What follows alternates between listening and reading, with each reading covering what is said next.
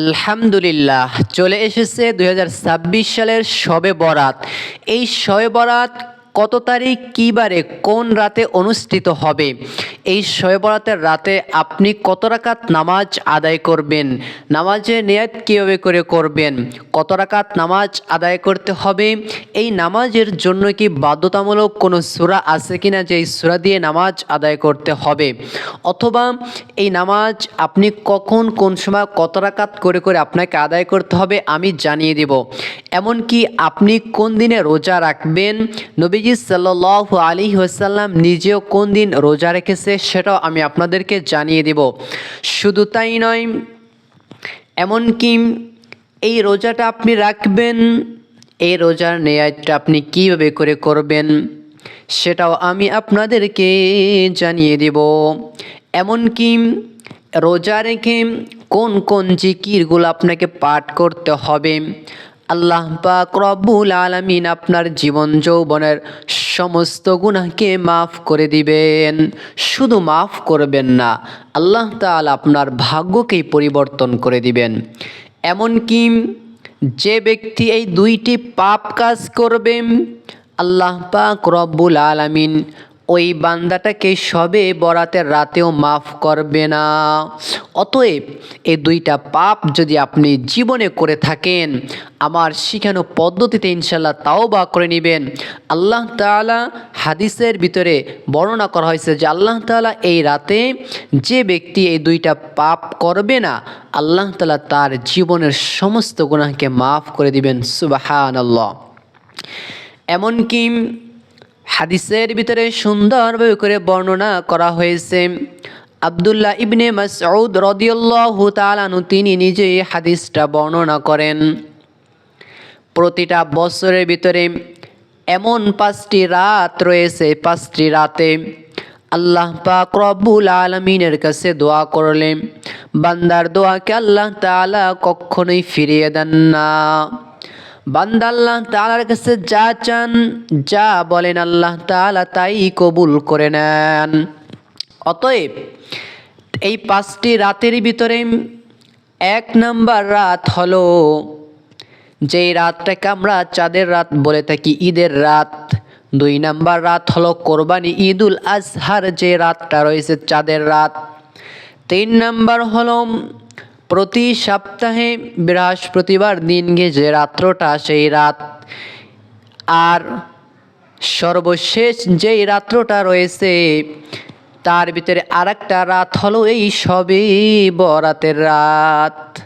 এমনকি হাদিসের ভিতরে এসেছে আল্লাহ পাক রব্বুল আলামিনের শবে বরাতের রাতে আল্লাহ তাআলা প্রথম আসমানে একদম সন্ধ্যাবেলায় চলে আসেন, বান্দাদেরকে ডাকতে থাকেন, ও আমার বান্দারা তোমরা আমার কাছে কি চাইবা চাও, আমি তোমাদেরকে তাই দান করে দেব। সুবহানাল্লাহ। যারা ঋণগ্রস্ত হয়ে আছে, আমি আল্লাহ তাআলার কাছে ঋণ থেকে মুক্তি চাও, আমি আল্লাহ তাআলা তোমাকে ঋণ থেকে মুক্তি দান করে দেব। যারা অভাব অনটন দুঃখ কষ্ট হতাশা পেরেশানির ভিতরে রয়েছে, আমি আল্লাহ তাআলার কাছে চাও, আমি আল্লাহ তাআলা তোমাদের এই হতাশা দুশ্চিন্তা পেরেশানিকে আমি আল্লাহ তাআলা দূর করে দেব। সুবহানাল্লাহ। তাহলে অবশ্যই আপনাকে মনে রাখতে হবে এই রাতটা হলো খুবই দামি। এমনকি হাদিস যদি বর্ণনা করা হয়, আরও একটা হাদিস রয়েছে এইরকমভাবে করে, আম্মা জান মা আয়েশা রাদিয়াল্লাহু তাআলা আনহা থেকে বর্ণিত এই হাদিসটি। আম্মা জান মা আয়েশা রাদিয়াল্লাহু তাআলা আনহা তিনি বর্ণনা করেন যে আমি এই রাতে নবীজি সাল্লাল্লাহু আলাইহি ওয়াসাল্লামের সঙ্গে ঘুমিয়েছিলাম। হঠাৎ আমার ঘুম ভেঙে গেল, আমি উঠে দেখলাম নবীজি আমার পাশে নাই। তারপর আমি উঠে নবীকে খোঁজা শুরু করলাম। এরপর আমি দেখি নবীজি সাল্লাল্লাহু আলাইহি ওয়াসাল্লাম আল্লাহ তাআলার কাছে এই রাতে 2টা হাত তুলে আল্লাহ তাআলার কাছে দোয়া করতেছিলেন, কান্নাকাটি করতেছিলেন, মা বাবার জন্য তিনি ক্ষমা চাইতেছিলেন। সেই রাত হলো এই শবে বরাতের রাত। আমরা অনেকেই জেনে থাকি এই শবে বরাতের রাতে আমাদের ভাগ্যটা নির্ধারণ হয়ে যায়। সামনে একটা বছর আমরা কি করব, কি খাবো, কোথায় থাকবো, এটা নির্ধারণ হয়ে যায়। তাহলে আমি বলবো সর্বপ্রথমে আসেন এই বিষয়টা নিয়ে আমরা একটু কথা বলি, যে আমরা অনেকেই জানি না আমাদের রিজিকটা তিনভাবে নির্ধারণ করা হয়। কয়ভাবে? তিনভাবে করা হয়ে থাকে। এক নাম্বার হলো আমাদের রুহকে সৃষ্টি করার 50,000 বছর আগে আল্লাহ পাক রব্বুল আলামিন তিনি বলেছেন নুন ওয়াল কলামি ওয়ামা ইয়াসতুরুন। আল্লাহ তাআলা বলেছে কলম তুমি লেখো। তখন কলম বলেছেন আল্লাহ আমি কি লিখবো? তখন আল্লাহ তাআলা বলেছেন তুমি লেখো। এই কথা বলার সঙ্গে সঙ্গে কলম লিখে ফেলেছে, কালি শেষ হয়ে গিয়েছে। তাহলে আমাদের রুহকে সৃষ্টি করা 50,000 বছর আগে আমাদের রিজিক নির্ধারণ হয়ে গিয়েছে, একটা ধাপ। দ্বিতীয় নাম্বার ধাপ হলো আমরা যখন মায়ের রেহেমের ভিতরে এসেছি, পেটের ভিতরে এসেছি, যখন আমাদের বয়স 3:41 পেরিয়ে যায় তখন ফেরেশতারা আসে, যেই বান্দা কীভাবে জন্মগ্রহণ করবে, কোথায় থাকবে, কি করবে, তখন ওইটা আবার একটা নির্ধারণ করা হয়। এই গেল 2 সিস্টেম। 3 নাম্বার সিস্টেম হলো অবশ্যই আল্লাহ তাআলা বরকতময় রাতে বান্দার ভাগ্যকে নির্ধারণ করে, যে বান্দা সামনের একটা বছর কি খাবে, একটা বছর কি পড়বে, কোথায় থাকবে, কোন জায়গা থেকে বান্দার রিজিকটা আসবে, এটা আল্লাহ তাআলা নির্ধারণ করে। তাহলে রিজিকের 3টা ধাপ রয়েছে, 3টা ধাপ একে একে করে আসে। তবে এই জায়গায় অনেকেরই মতামত হলো, অনেকেই বলে থাকেন শবে বরাতের রাতে ভাগ্য নির্ধারণ হয়, আবার অনেকে বলেন যে না এই রাতে হয় না, এটা সম্ভবত বেশিরভাগ সময় এটা কদরের রাতে হয়ে থাকে। আবার অনেকে বলে যে না এটা কদরের রাতে হয় না, এটা কোন রাতে হয় সেটা স্বয়ং আল্লাহ তাআলা নিজেই ভালো জানেন। অতএব আমি বলবো, যেহেতু কয়েকটা বিশুদ্ধ হাদিস পাওয়া যায় যে নবী এই রাতে দোয়া করেছিলেন এবং এই রাতটা হলো রহমত পূর্ণ রাত, এই রাতে আল্লাহ তাআলা প্রথম আসমানে আসেন, তাহলে আপনি অবশ্যই এই রাতে 2 রাকাত, 4 রাকাত, 8 রাকাত, 6 রাকাত নামাজ আদায় করবেন। নামাজ আদায় না করতে পারলেও আপনি জিকির আজকার করবেন, আল্লাহ তাআলার কাছে দোয়া করবেন। কেন করবেন? নবীজি সাল্লাল্লাহু আলাইহি ওয়াসাল্লাম বলেছেন ভাগ্যকে কখনো পরিবর্তন করা যায় না, শুধু একটিভাবেই করা যায়, সেটা হলো আত-তাকদীরু লা ইয়ারুদ্দু ইল্লা বিদ-দুআ।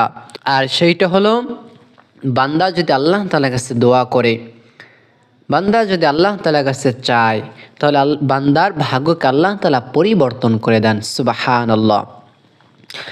তাহলে এইবারে আসুন, এই শবে বরাত কত তারিখে, কী বারে, কোন রাতে অনুষ্ঠিত হবে? এই শবে বরাতটা বাংলাদেশ অথবা পার্শ্ববর্তী দেশ ইন্ডিয়া, পাকিস্তানে 2026 সাল ফেব্রুয়ারি মাসের 3 তারিখ দিন গিয়ে যে রাত্রটা আসবে, এই রাতেই শবে বরাত পালিত হবে। সুবহানাল্লাহ।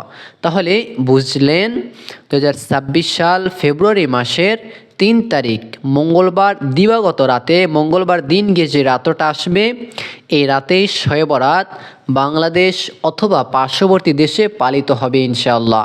যারা অন্যান্য দেশে রয়েছেন সময়ের ব্যবধানে 3 ঘন্টা অথবা একদিন বেশ কম হয়ে থাকে, আপনারাও জানতে পারবেন ইনশাআল্লাহ। তাহলে শিখে রাখেন এই রাতে আপনি কত রাকাত নামাজ আদায় করবেন। শুধু এই রাতেই নামাজ আদায় করবেন বিষয়টা কিন্তু এমন নয়। আল্লাহ তাআলা এই যে শবে মেরাজের রাত্রও চলে গিয়েছে, এই রাতে আল্লাহ তাআলা আমাদেরকে 5 ওয়াক্ত নামাজ দিয়েছিলেন, নবীকে 50 ওয়াক্ত নামাজ দিয়েছিলেন, সেই জায়গা থেকে কমিয়ে শেষ পর্যন্ত 5 ওয়াক্ত নামাজ এনেছেন। এই 5 ওয়াক্ত নামাজ আমাদের প্রত্যেকের উপরেই ফরজ। এই 5 ওয়াক্ত নামাজ আমরা আদায় করার চেষ্টা করব। তাহলে এইবার আসুন এই শবে বরাতের রাতে আপনি কীভাবে নামাজ আদায় করবেন সেই নিয়মটা আমি বলছি। তবে মনে রাখতে হবে এই নামাজ হলো নফল নামাজ, এই নামাজ আদায় না করলে কোনো গুনাহ হয় না, আদায় করলে সওয়াব হয়। আর ফরজ নামাজ ইচ্ছাকৃতভাবে ছেড়ে দিলে কিন্তু গুনাহ হতেই থাকে, তার ঈমান থাকে না। যে ব্যক্তি ইচ্ছাকৃতভাবে এক ওয়াক্ত নামাজ ছেড়ে দেয় তারপরে যে সে মারা যায়, সে কিন্তু বেঈমান হয়ে মারা যাওয়ার সম্ভাবনা থাকে। অতএব নামাজ ইচ্ছাভাবে করে কখনো ছেড়ে দিবেন না সুস্থ থাকা অবস্থায়। তাহলে শবে বরাত হলো শাবান মাস, যেই মাসটাকে আল্লাহর নবীজি সাল্লাল্লাহু আলাইহি ওয়াসাল্লাম বলেছেন এই শাবান মাস হলো আমার মাস, আর এই শাবান মাসের পরে যে রমজান মাসটা চলে আসে, এই মাস হলো আল্লাহ তাআলার মাস। সুবহানাল্লাহ।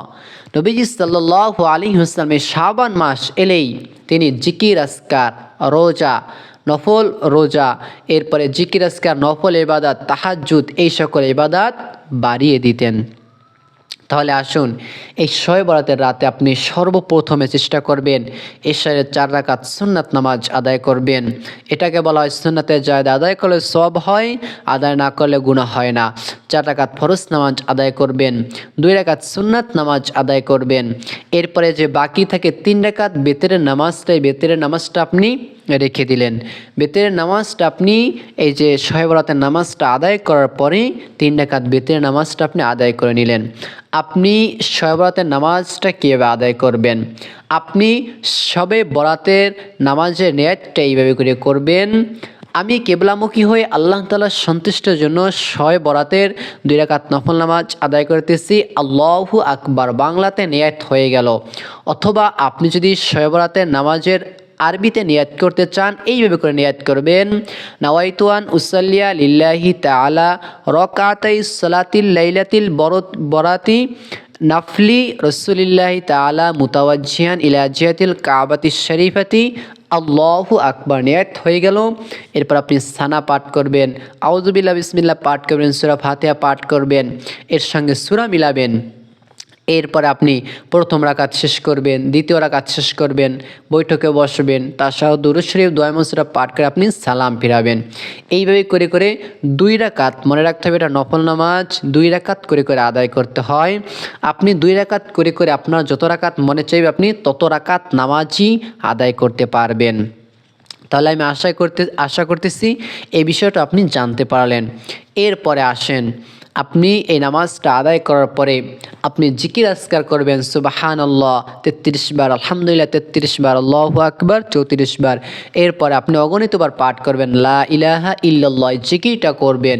এরপর আপনি ইয়া যাল জালালি ওয়াল ইকরাম ইয়া হাইয়্যু ইয়া কাইয়্যুম বিরহমাতিকা আস্তাগীথ, এই সকল দোয়াগুলো পাঠ করে আপনি আল্লাহ তাআলার কাছে 2টা হাত তুলে মোনাজাত করবেন। এক কথায় আপনার যা যা প্রয়োজন হয়েছে, যা যা প্রয়োজন হবে, আল্লাহ তাআলার কাছে এক একটা করে ওসিলা করে করে আপনি আল্লাহ তাআলার কাছে দোয়া করবেন, চাইবেন।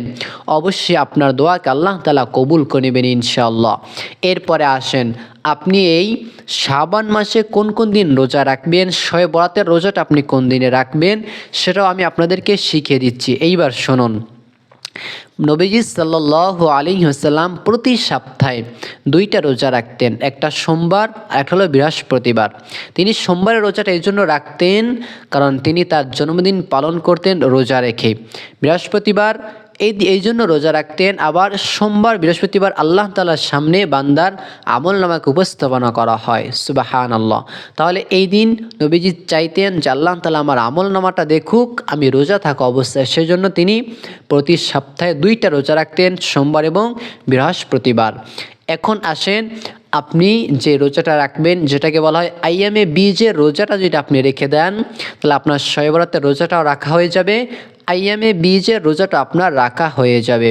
সেইটা হলো আপনি শাবান মাস হিসাব করে আরবি অনুযায়ী 13, 14, 15, 13, 14, 15 3টা রোজা রাখলে আপনার আইয়ামে 20, যেটা নবীজি প্রতি মাসে 3টা রোজা রাখতেন, আর শবে বরাতের রোজাটা আপনার রাখা হয়ে যাবে। 3টা রোজা রেখে দিবেন। আর যদি 3টা না পারেন, একটা যদি রাখতে চান তাহলে 14 তারিখ দিন গেছে, রাত্র আসবে, এই রাতে আপনি ইবাদত করবেন। এরপরের 15 তারিখে আপনি রোজা রাখবেন। তাহলে আমি আশা করতেছি রোজা কোন কোন দিনে রাখবেন সেটাও জানতে পারলেন। শবে বরাতের একটা রোজা রাখতে পারেন। এরপর আপনি রোজার নিয়তটা কীভাবে করে করবেন, এইভাবে করে করবেন যে আমি আল্লাহ তাআলার সন্তুষ্টির জন্য শবে বরাতের রোজা রাখলাম। ঠিক এইভাবে করে নিয়ত করলে ইনশাল্লাহ হয়ে যাবে। তবে আপনাকে নিয়ত করে রোজাটা রাখতে হবে। নিয়ত করে রোজাটা রাখলে সে রোজাটার গুরুত্ব আল্লাহ তাআলার কাছে অনেক বেশি হয়। অতএব নিয়ত করে রোজা রাখাটা হচ্ছে উত্তম।